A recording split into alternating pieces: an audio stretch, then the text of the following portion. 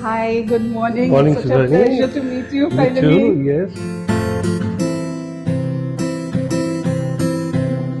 We are here to talk about employee centricity with you today. Okay. And very specifically about neuro diversity and how that is tackled while designing. Okay. So we'll walk up the steps.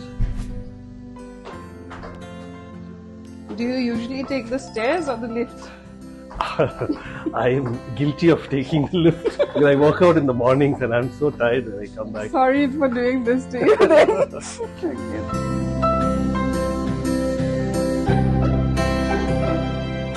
Yeah, I think these are very new age terms, right? And in a place like our country, which is so big and so varied, I think in some way we've already taken care of these, issues in many ways to actually grow to this number. Absolutely right. Because we've always been designing for neurodiversity without us even knowing about it. True. Today, now you're more sensitive to it because now you're understanding a bit more. But having said that, yes, for a long time in our country, we've been always looking at the diversity because we have a lot of diversity in our country from different races and different languages, and the whole thing boils over to diversity in the workplace.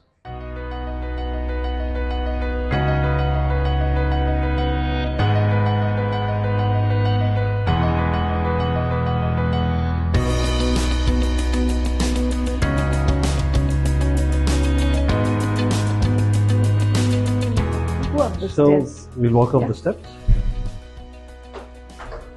So this office is in kind of multi-levels. So one level you have the restroom, then you climb up, you have a meeting room which is done in different stylings. Do you usually take the stairs or the lift? I am guilty of taking the lift. Because I work out in the mornings and I'm so tired when I come back. Sorry for doing this to you then.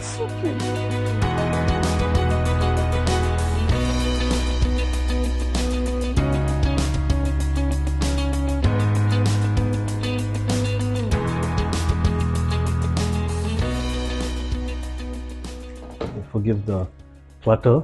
No, that doesn't matter. It looks like work is being done over here. So we have an open office system. Throughout the day, you're doing different activities. Sometimes you're focusing on something, sometimes you're meeting somebody, sometimes you're training, then you're socializing, you're hydrating. All of those things during the day kind of happen. And how do you deal for each one of the spectrum? So that is a new trend in designing for neurodiversity in the workplace. So that is one part, and then you have a spectrum. On one side you have the hyposensitive, you have the hypersensitive. So then how do you design for different scenarios in a workplace? And what are the different scenarios you work in a workplace? It could be like, for instance, a place where you want to focus. How do you design for the entire spectrum? So if you're designing for a hypersensitive guy, you'd probably have more muted colors, more confined space.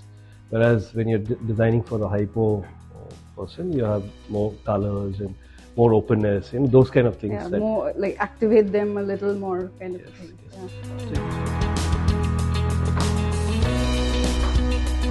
So around now is when the office slowly starts getting filled up.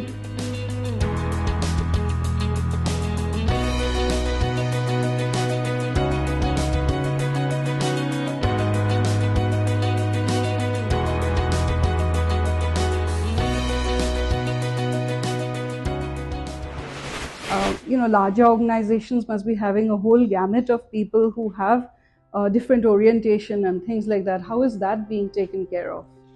So of late, organizations have figured out that neurodiversity and neurodivergent people actually contribute a lot to the organization. Say maybe they think out of the box, or they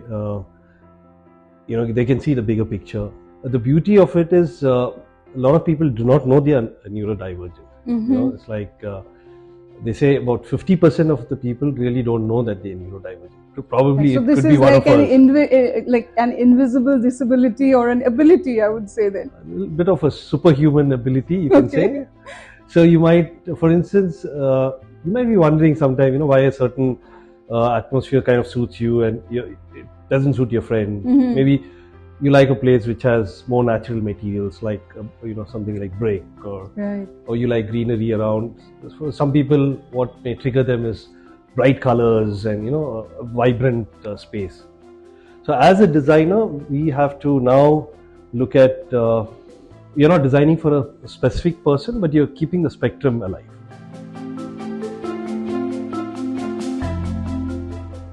You were talking about the Gyan, right? But now, can you just tell me, give me a few examples of how you have been taking neurodiversity into consideration while actually designing, and give me a few examples of what you've done. We have done 2 Google Go-Go's, which are quite interesting. We're doing Coke and so many other Indigo. So one of the things we do is the breakout spaces, we treat them differently. Even though they are at the same place on every floor, every one of them has a different flavor. Okay. So then you can decide based on your inclination which way you would like to spend. There's some little examples, like when we did the Google here, Bangalore office, we created a friend spot. Okay. Like from the serial Friends. Okay. So very very icons happy were space. happy space. The color blue of the door frame of the door, and that viewing portal and yellow. And then we also had like a Malgudi thing. Some bits which kind of draw you to a space and trigger some nostalgia. The other thing we're doing really a bit of fun is having interactive graphics. Okay. Right? So it's about, you go in front of it, you can wave your hand, create patterns, or you have a series, thousands of switches controlled by a light. You can create the kind of pattern you want. There are some conditions where you sit and focus on a certain task. So if you create these pockets and spaces where they can express themselves. For us as a designer, we want every project has to be different. So there's no one size fits all. In fact, one size misfits all.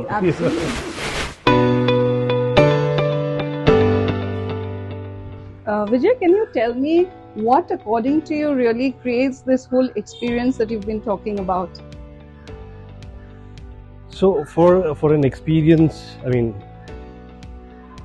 what is it about? It's about your sight, how you perceive things, about the sound. So there are a lot of, your senses of how you address all of these things. Like for instance, certain people would love to have a quiet place. Some people like a bit of background white noise. Or in a cafeteria, whether about the smell. Some people have the preference. Or it's about tactile, how you feel things. So there are different senses. We all know we have some senses, and how do you trigger them, or how do you address those things? Because those are the senses that affect your overall experience of the space. Do you also feel that productivity is actually enhanced amongst the workers because they're getting this kind of experience at the workplace? Yes. So there have been studies about how scenarios affect productivity. For instance, may not be fully related to this, like they say biophilia. Biophilia into the workplace. There are measured increases, how much productivity has increased, how it has changed employee engagement. The other thing is being an Indian, in that sense, we often get compared to put against international firms. But then there's been a turnaround in thinking of having Indian designers being able to understand these things much better. And the context is much more clear to you, right? Being one of them.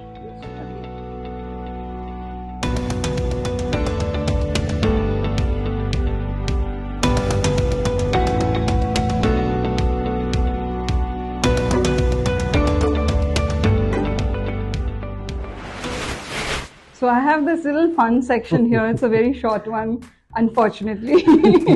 So I'll just ask you a few rapid fire questions. You can elaborate, it's okay. So are you a morning person or a night owl? Okay, I'm both. Okay. Just like me. So I sleep late, I get up early. Okay. Yeah, I think we're like that rare breed of people, right? Typically what happens for our profession, right? Because of college, your submissions, you're sleeping late and then becomes a habit. God, do I know that or what? And then when you come to the work world, then you got to keep getting up early. And then as you grow older, it's like sleep late, get up early. It becomes you, right? Yeah. I know. Is there some favorite tool or app that you have today? I mean, it can be a good old pencil of one time, or it could be something which you really love. So I work a lot on something called Trace. Okay. It's an app on my iPad. So it combines the old school of being able to sketch. Okay. At the same time, you're able to import PDF files and AR files, and then you can sketch over it. So I use that a lot. Is there a design trend that you are currently obsessed with?